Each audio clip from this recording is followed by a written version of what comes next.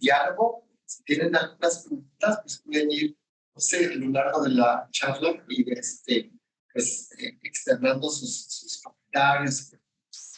Entonces, pues me presento yo soy investigador del Centro de Investigaciones en América del Norte, y previo a que entrara al centro, me incorporé hace casi ya 4 años, estuve trabajando en el tema de migración de mexicanos y mexicanas en Canadá, pues sobre todo en la zona de un programa que se llama Programa de Trabajadores Agrícolas Centrales.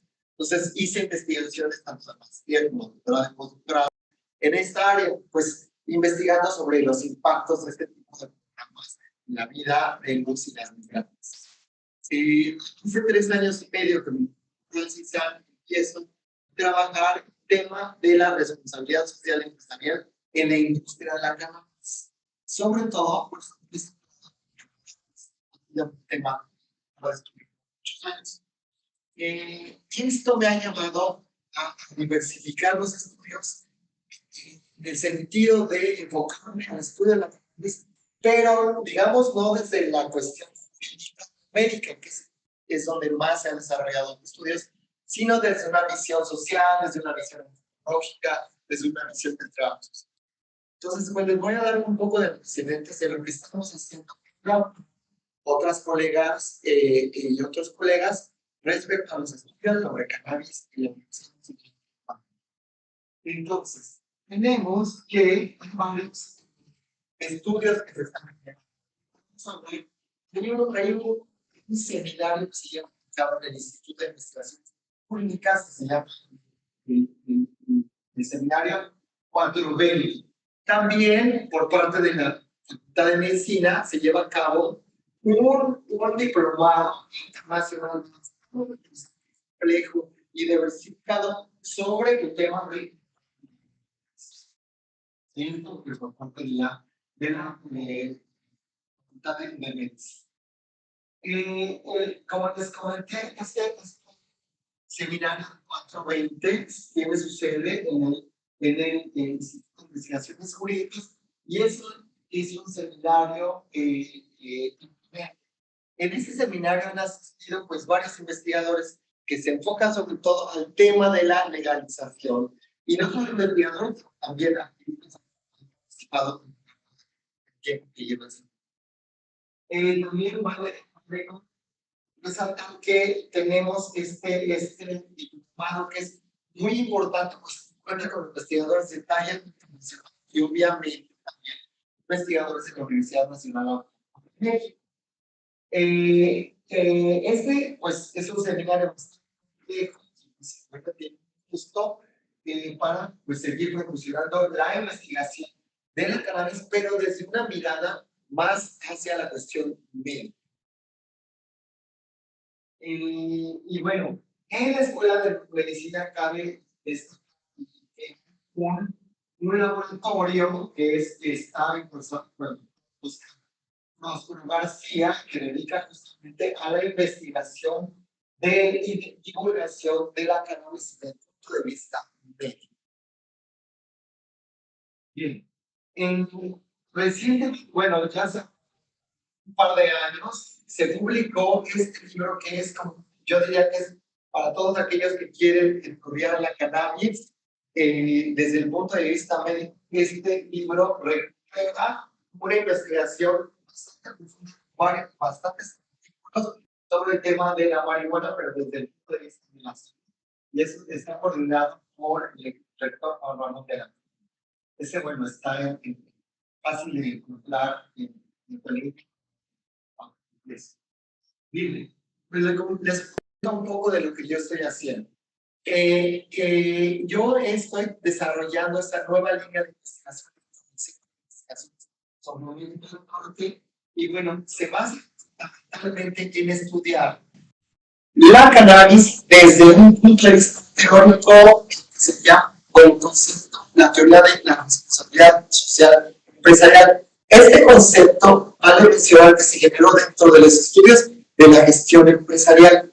Yo tomé el concepto para estudiar esta responsabilidad social empresarial, pero enfocándome a la cuestión laboral y hago el estudio de la corporación más grande del mundo que se llama cannábicos. Entonces, mi estudio se basa sobre todo en las narrativas de los distintos miembros de los grupos de interés. Quiere decir que tuve que entrevistar a ex trabajadores, que los trabajadores de cannábicos firman un acuerdo donde no pueden dar información de la corporación, sino hasta 4 años después de que dejaron la empresa. Entonces yo me centré en ir a hacer trabajo de campo a este lugar donde está Canopy Grove, se llama Smith Falls, que es cerca de unos 40 kilómetros, y me di a la tarea de entrevistar a trabajadores, pero también a gente de la comunidad para saber cómo es que desde su punto de vista concebían y veían si se llevaba a cabo esta responsabilidad social empresarial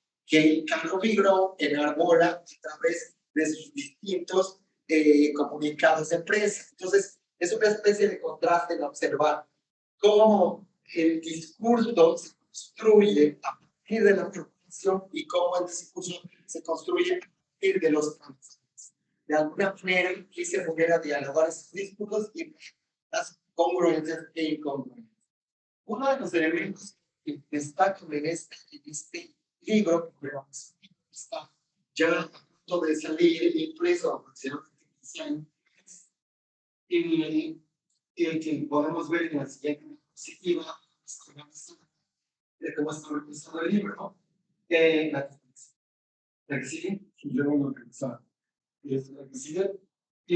Justamente, está organizado en el primero, lo que me dieron tarea es investigar, de alguna manera, con una investigación de gabinete, cómo es que se construyó la estigmatización de cannabis en Canadá, cuáles fueron los elementos y actores que participaron en esta creación de estigmatización, que es una cuestión histórica. En el segundo capítulo, a dialogar el concepto de responsabilidad social empresarial, a partir de la intención de crear este concepto, y de ahí me paso justamente a la cuestión de la responsabilidad social empresarial de la agroindustria canadiense. Doy una introducción al tema de la agroindustria, lo que yo ya tenía bajo la mirada de los empresarios en esta industria, y como finalmente la cannabis es un planta, pues más es como el mismo marco en el que se está desarrollando la producción de cannabis en Canadá. Entonces, esquema aparentemente de responsabilidad social, pero ya en la práctica se observa que no hay responsabilidad social.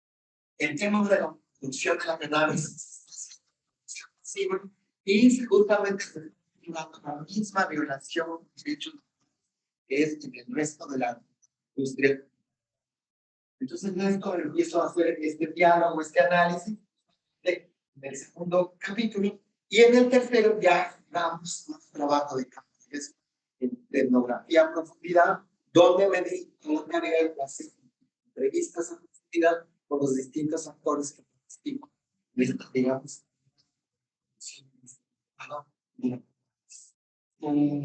Bien. En previo, bueno, entonces este libro está por salir, sinceramente, en Perú, ya. Ahora, paralelamente he desarrollado otro proyecto, que esto es, me invitaron a editar este número de Voices of Mexico. Se llama la lista de Voices of Mexico tiene varios años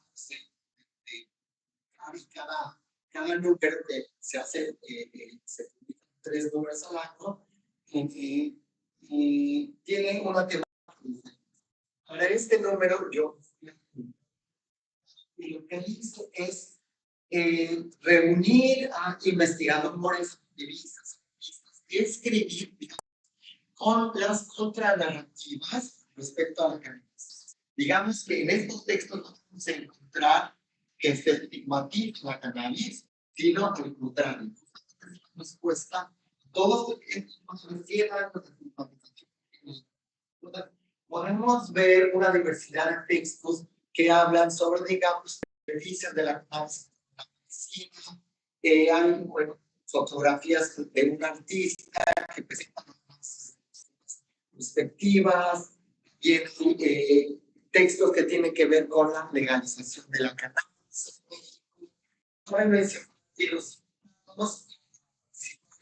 texto no solamente son de México, sino de otras partes como de Canadá y Estados Unidos. Justamente un diálogo a través de perspectivas que regularmente no se conocen este tipo de textos, ¿no? Entonces la idea justamente es desestigmatizar el cannabis a través de textos de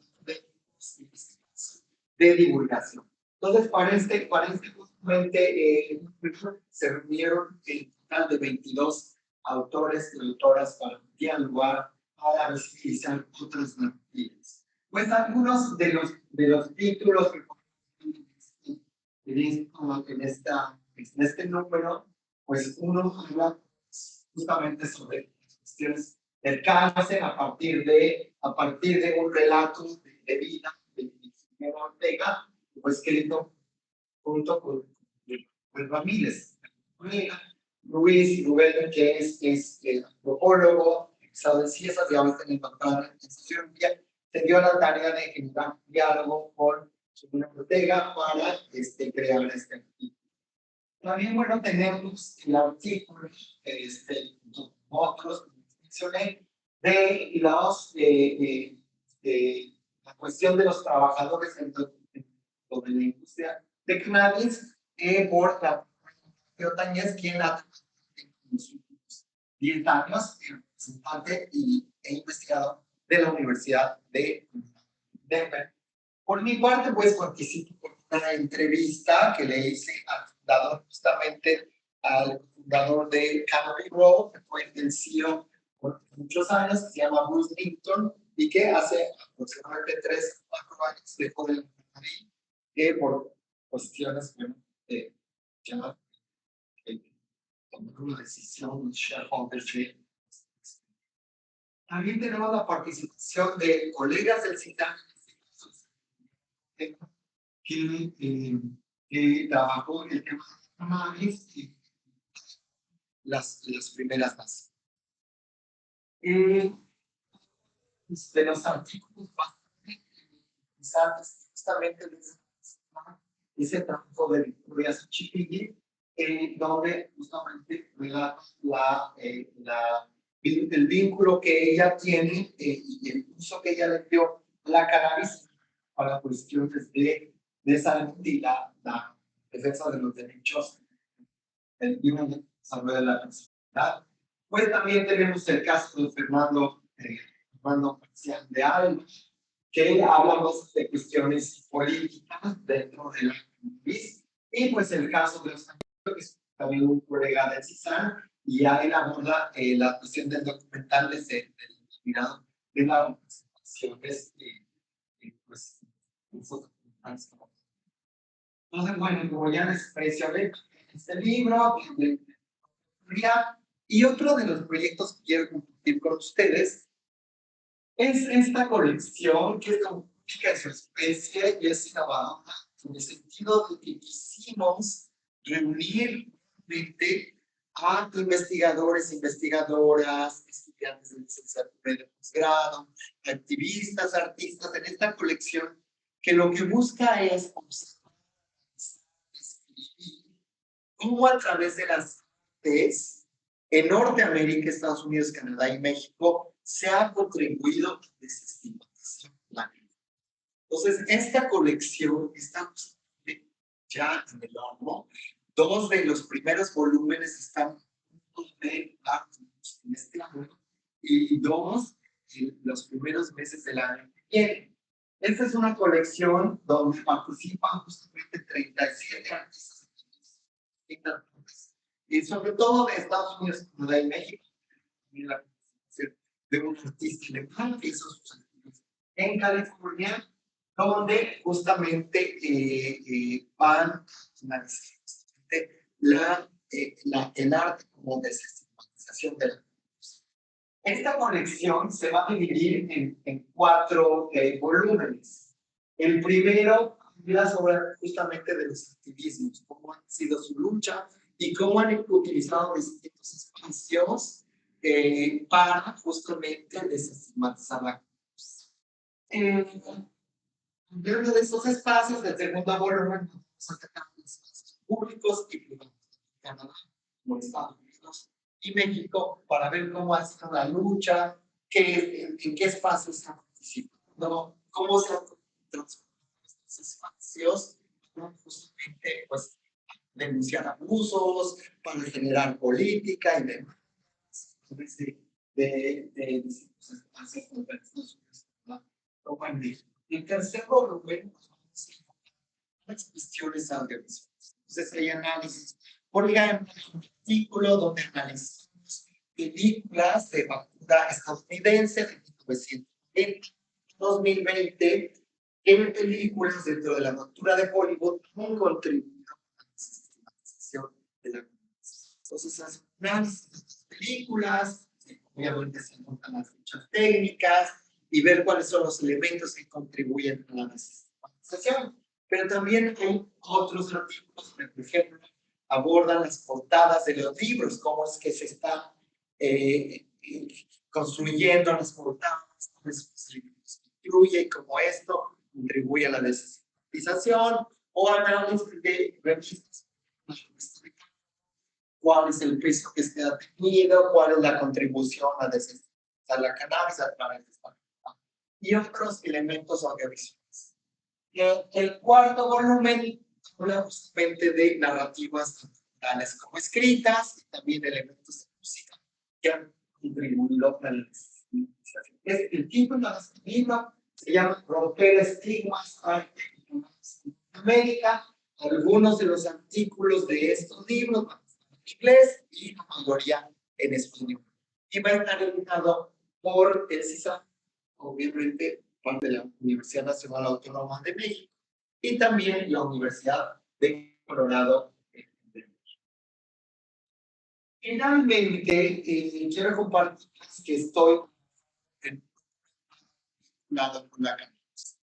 La idea es que a través de estos últimos 2 años estoy recuperando historias a través de mi cámara, estoy grabando a activistas tanto en Canadá, en Estados Unidos o en México de manera presencial vía Zoom, donde básicamente les pregunto, lo que básicamente les pregunto. Oh, I'm so voices. Oh.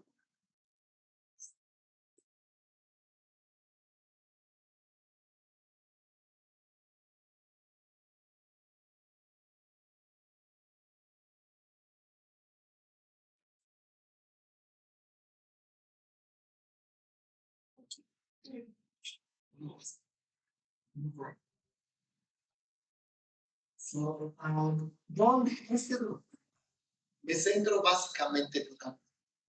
Lo que quiero saber es cómo los activistas que entrevisto han enfrentado el estigma a nivel individual y cuáles son las herramientas que han utilizado para llevar estas resistencias de manera individual a los colectivos, a los grupos donde participan como activistas. Entonces, básicamente son 2 preguntas. Como clono, preguntándoles esto, y estoy contando todas estas historias en videos.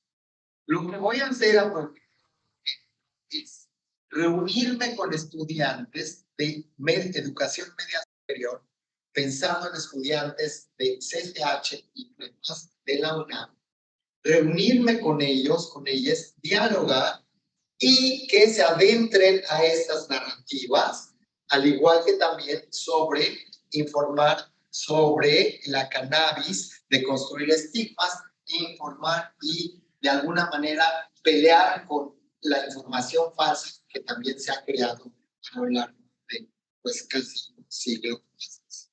Entonces la idea es que se adentren y que generemos diálogo, que generemos talleres para que vayan ellos y ellas incorporando estas narrativas y después reescriban estas historias las historias y lo que les genere a ellas y a ellos y a ellas en obras de arte.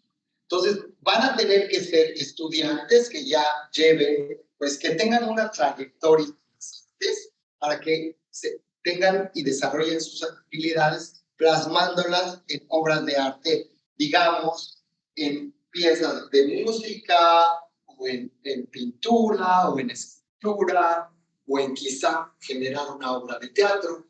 Y lo que yo voy a hacer con la cámara es ir paulatinamente, ¿no?, organizándome con todos ellos para ir justamente grabando el nacimiento de estas obras. Y después, ya el documental, hacer un cruce entre los testimonios breves de los activistas y el diálogo con la creación de las obras.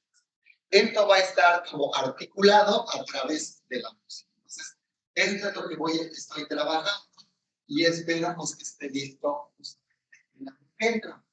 El objetivo es que esta creación sea una cuestión colaborativa, no es una cuestión vertical de lo que quiera hacer el director, sino que también vaya surgiendo a partir del encuentro con las y los estudiantes de educación media superior de la Universidad Nacional Autónoma. Y pues eso sería todo por mi parte y espero justamente que ahora se generen unas preguntas, pues ya sea en español o en inglés, pues para que hagamos el diálogo. Esa es la idea. Muchas gracias.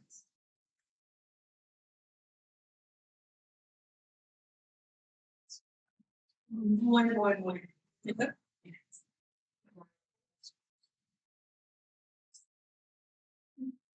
So we can start, in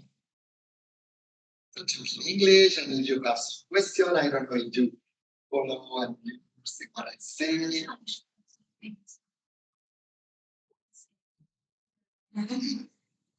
Yeah, so then, if you have some question related with Universidad Nacional Autónoma de México, we are doing now as a researcher. I'm part of the Center of North America Research, research related with cannabis, more related with from the social work and anthropology perspective. Really I'm not doing like a legal medicinal. I try to figure out more about the rights from the workers, like from the arts perspective, different, like probably now the more traditional research.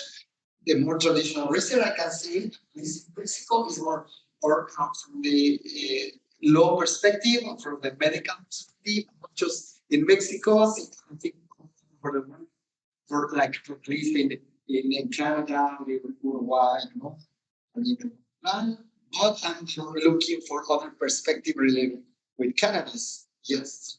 Well, this amazing work. Okay. It's rich. There is looking at this.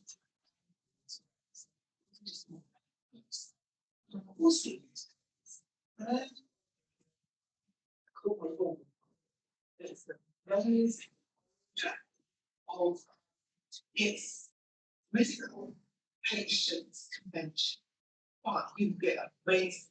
People like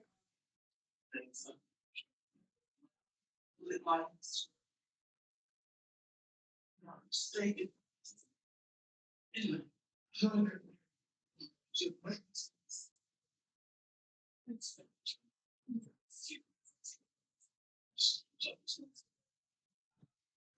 about the choice they don't. For example, they could be anxiety, depression, they try to get try medicines. Once that's then they are. Yeah. What's your name? Jasmine. Thank you very much. Thank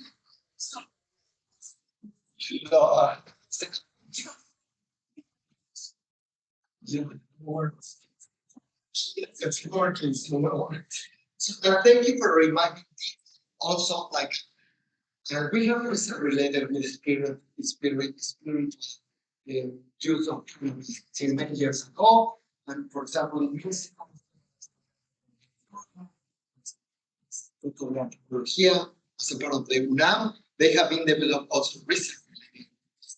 Cannabis as a spiritual, and I didn't mention, so thank you for reminding me this very important part of the use of cannabis as a spiritual plant. Thank you.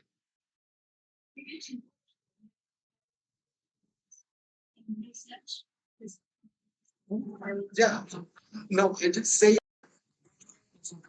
research. We can say that it's a progressive country now with cannabis, but yeah,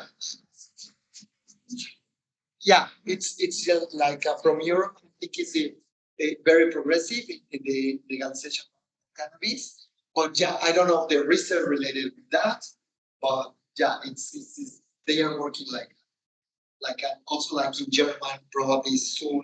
I don't know, probably next year it's gonna be legalized as a recreational way of use cannabis.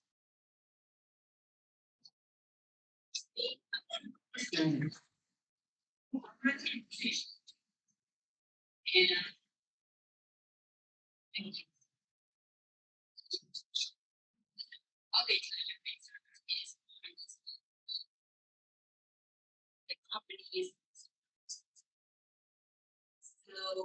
This is like what was related with operation and social with this big big. So in a like technical situation, learning is really a critical situation.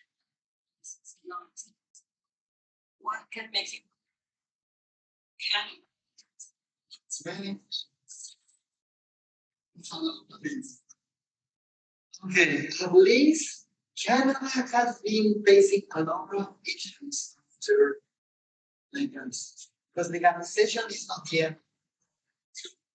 It's just probably it's just for example to change the perspective of the stigma.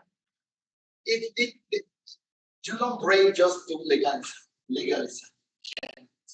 So it has to be more related with education, related with stigma. So the people think that if they legalize stigma is over, finished, or also a lot of people think that if it's legalized, everyone is gonna use cannabis. So this kind of trend, this kind of idea, we can learn what happened in Canada. For example, in Canada, they thought that it's going to increase the use of cannabis. Really, that didn't happen. So continue a little bit. But then it decreased. So the companies, what they did, they think, oh, this is the bring gold. So the money is over there. So they try to produce another also entrepreneurs from other areas. They switch. They stop producing, like for example, flowers or apples or even wineries, and they say change the product. But what happened is really the numbers now are increasing. So they put a lot of money, they invest, but they really have not been pretty good. So they want to just get money, grow. So there are many. One other thing is the people that really use cannabis, using cannabis, growing cannabis in the way of irregular. You learn a lot about the plant, about the relation. So many of that people were not invited to the big cake because to give the license in Canada is very bureaucratic and costs a lot of money to have like a fish. Who has that vision? The people, So all these people went out of the market, really. So when I did interviews, that affect even the quality of the product.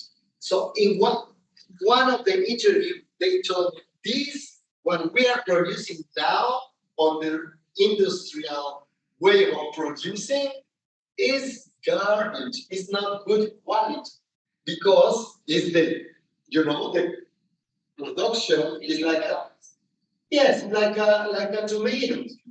Produce, here that the guy that I interviewed was at the chief of one of the biggest dispensaries in Canada.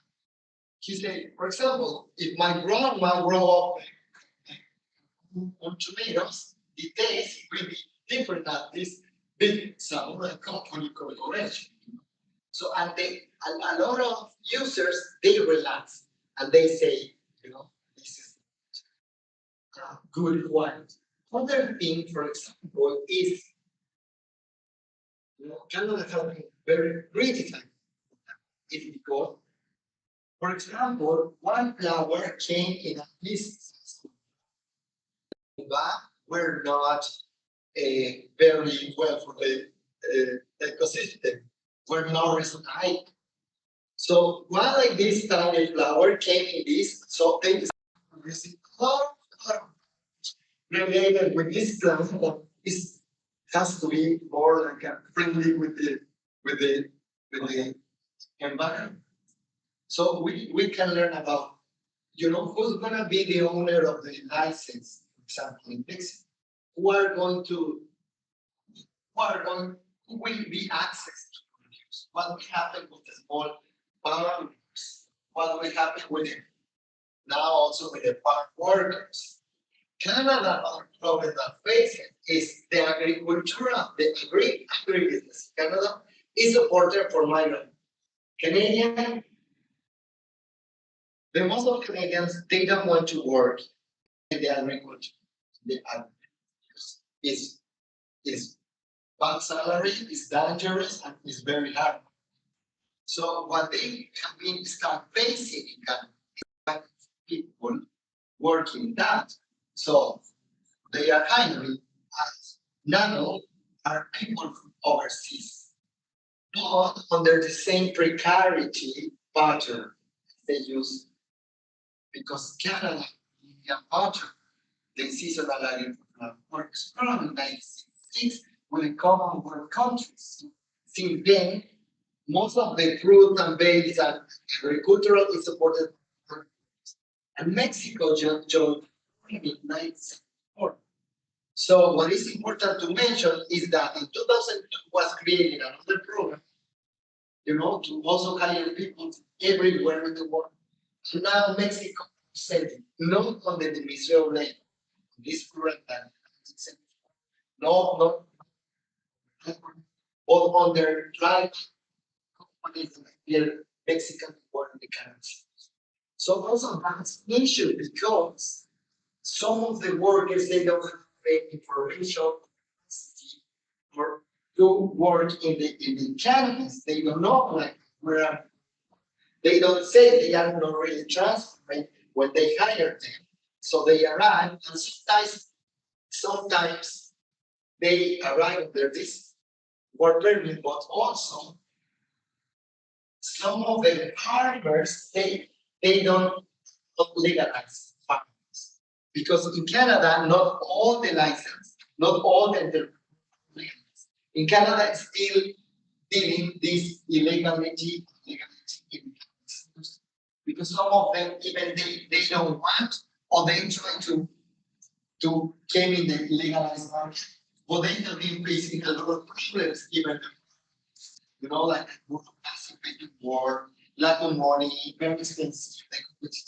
So they were maybe part of the legalized program, but then they became into India because if not, they wouldn't survive or they would compete. So some of the workers that they have been there working, they think that it's legal in all Canada, all the enterprise legal because they know that it's legal in Canada, but they start working as example, talking about the south of Ontario, the police came to, the inspection, and then they told it, and they have to be deported because they were part of the illegal market. So it's very confusing. So there's many things that as in Mexico, we have learned about how the cannabis industry is managed in Canada. So really, Canada has been facing a lot of problems, even below, there's many gaps, still gaps below, some issues related with some of the partners saying why it's easier to work, to have an open field of cannabis, why the greenhouses have more like a norms or regulations to follow than the open fields, so they complain, so different issues. I had the opportunity to interview the first enterprise founded for First Nations, the Mohawks, in the Akwesasne territory, and they just tell me a lot of stories because they have to go to a lot of paperwork that Health Canada put it and said it, but the Akwesasne territory, the Mohawk, they even had a clue how to follow this the process. So they face a lot of problems, a lot of issues. Finally, they got it. And now they are working, but in different way as is working at commission. So in Mexico, I can mention that there are a lot of groups, different groups, not just in central Mexico, in different states in Mexico, and they are trying to endorse the cultivation, but more like a small scale. So that could be an opportunity, like a start to build even community, creating a small production. If you create small production, if many people participate in create small production, you may can create a kind of resistance to the big corporation and to the market. And could be like an opportunity to start like movement, not just cannabis, start like producing our own food. Of course, that not easy, we have to start changing many habits, also to get access to many small pieces of land, like Mexico City, that is impossible even like even you would be like a possibility, to start thinking about how we produce our own plants, whatever you want, the idea of consume, what still like consume like in the capitalism way. So there's a lot of things that we can learn from the cannabis in Canada. Yes.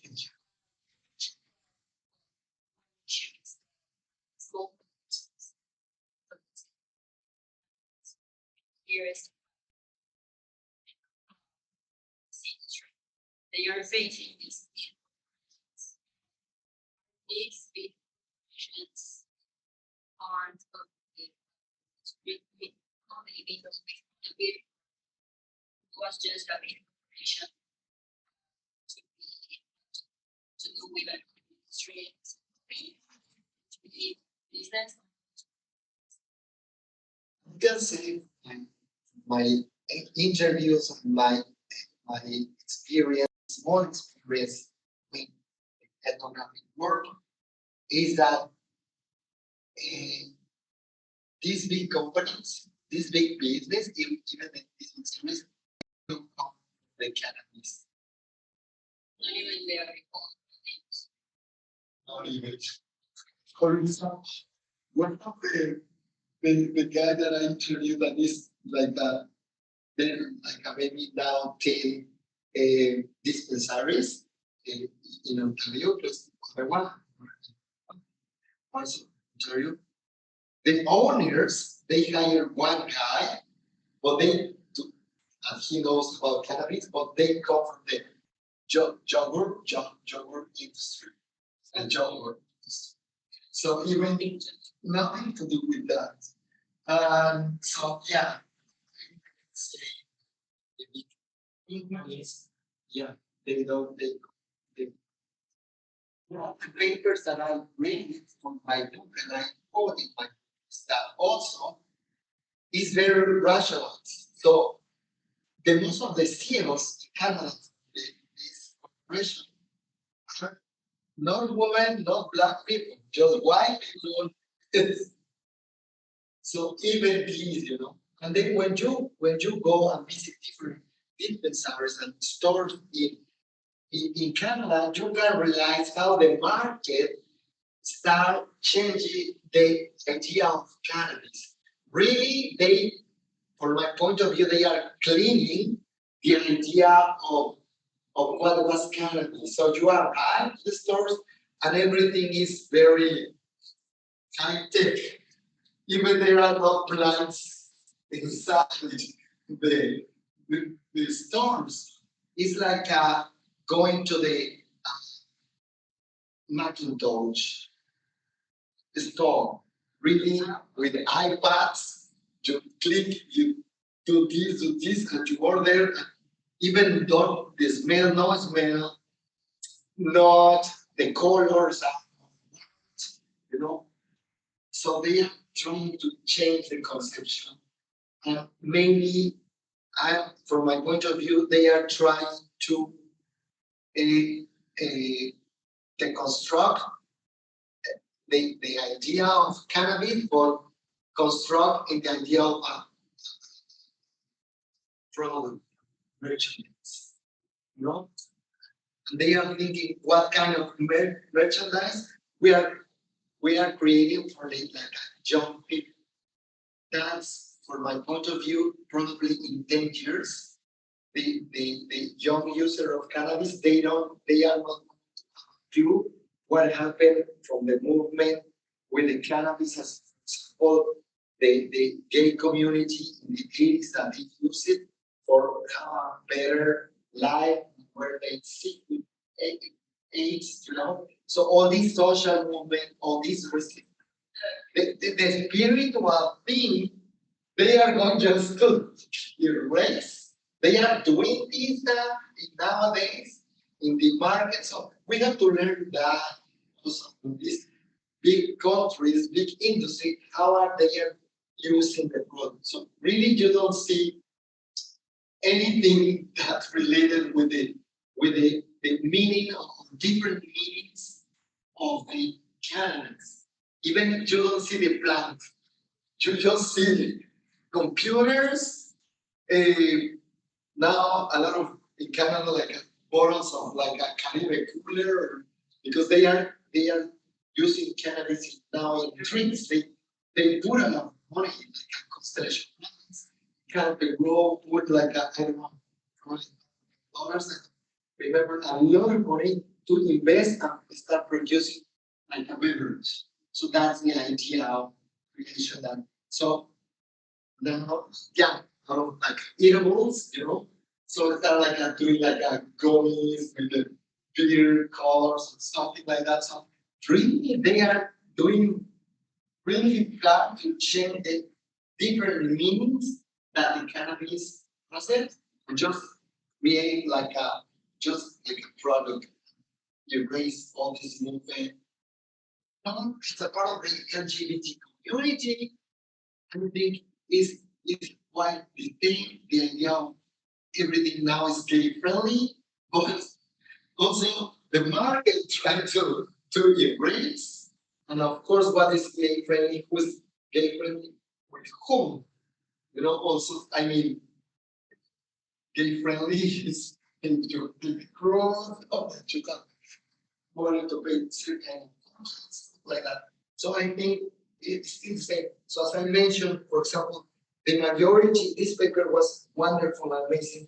They studied all the companies. They realized who were the CEOs and come from, who are they. So just I think like I don't know 1% was part of the Afro community. A few percent women, and most of them were the same idea of certain characteristic. What the CEO of the companies are under what idea of cannabis? Thank you. No, thank you. When companies like big companies being accountable, safety, the police guys, people, like public company, let's say the One in my experience, for example, I will tell you my experience because doing this with in cannabis, I'm just starting, so it's a very good point. But what I see, for example, in the agro-business in Canada, because it's on their talking about this under this seasonal work program, an agreement between Canada and Mexico. When the farmers are violating human rights, some of them they just change the name. They have the opportunity to still hire in the same conditions. So there's like a kind of tricky things that they do to still producing. What I know related with, because I didn't get in the one greenhouse that was illegal. Someone told me over there, that's illegal. So even the police can go and they don't really do something else. So they don't close. So still, because now we can say that the market, they are together. Actually, one part of the idea of the legalized was like getting taxes from the legalized market, and the Justin Trudeau, as a part of the campaign as first minister, he said, "Okay, this could be a very good opportunity to get more taxes," and also he said that to work with the teenagers that they use in the illegal market, create more safe space for everyone or stuff like that.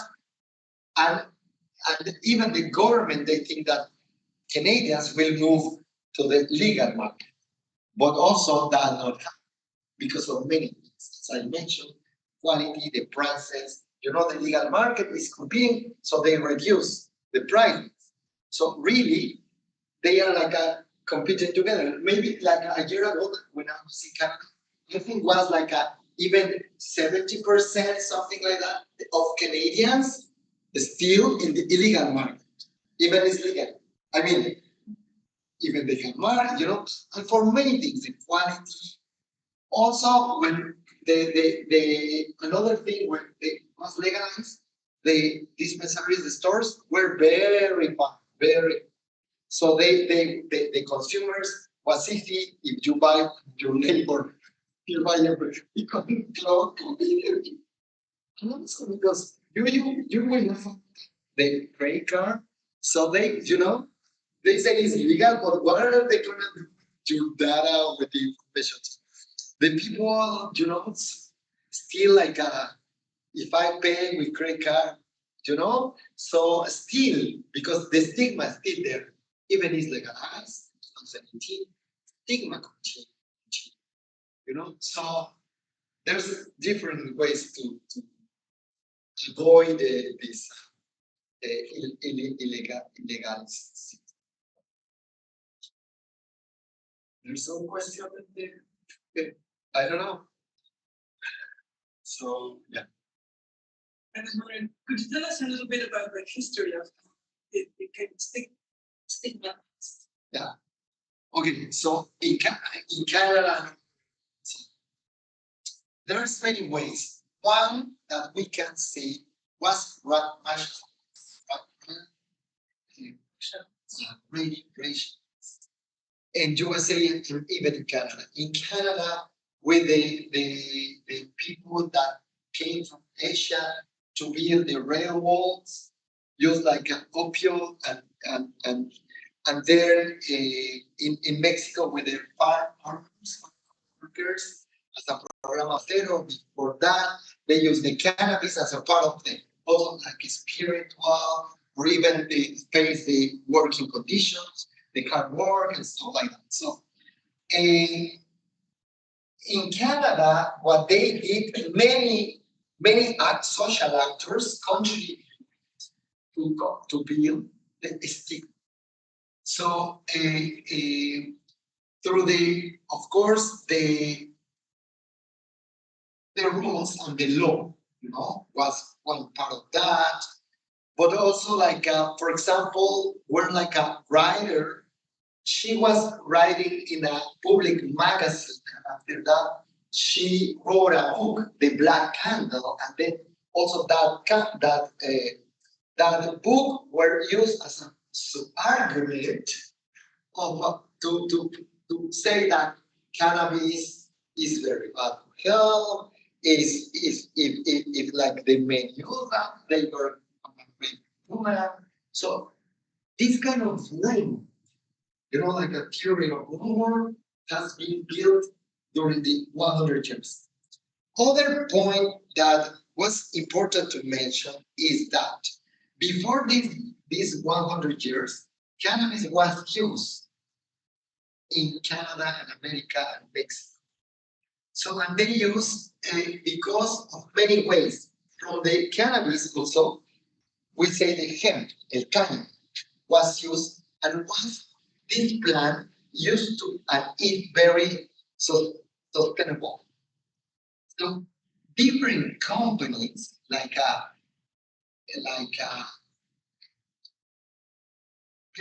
big companies, because from the cáñamo you can get paper. So at that time, for the these big industries, they didn't want to.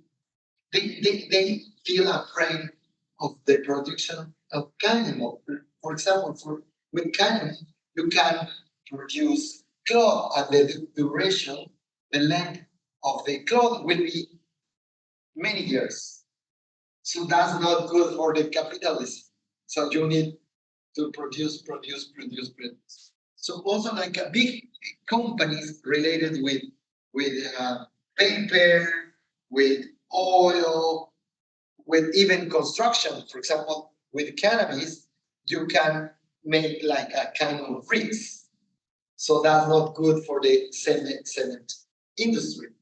So it's not just a moral thing. They build the stigma in the moral thing, but also the companies were part of that. They didn't want this plant in the market because they will compete.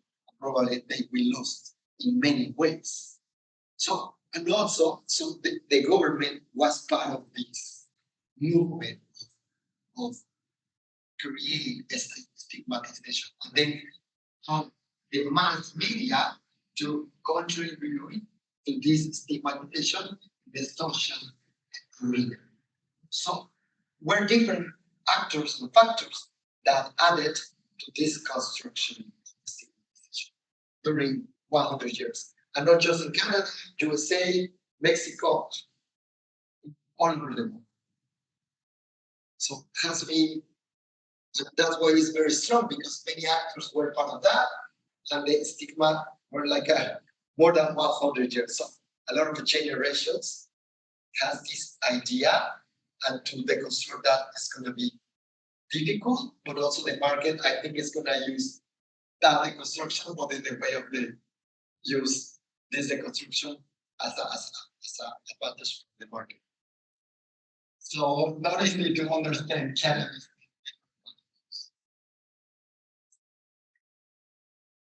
Any other questions? Well, thank you.